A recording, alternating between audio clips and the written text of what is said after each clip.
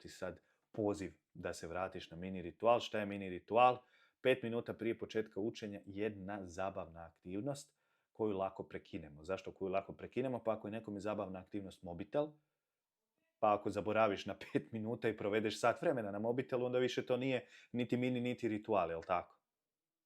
Tako da zabavna aktivnost, koja je tu poanta? Imam nekoliko stvari. Prvo, da se lakše pokreneš na učenje, jer ova zabavna aktivnost treba biti ne nešto na što te treba mama podsjetiti ili ne nešto što ono, joj, moram napraviti ritual jer je Dino rekao. Ne, nego nešto, jedva čekam napraviti ritual. Znači, nađi nešto u svom životu što voliš raditi. Kod nekog je to crtanje, omiljena pjesma, ples, mazit se sa psom, mačkom, poigrat se sa sestrom, šta god. Ali nešto što baš voliš raditi. I što te usrećuje, što ti daje barem nekakvo zadovoljstvo ili možda energiju, motivaciju. Radi to 5 minuta.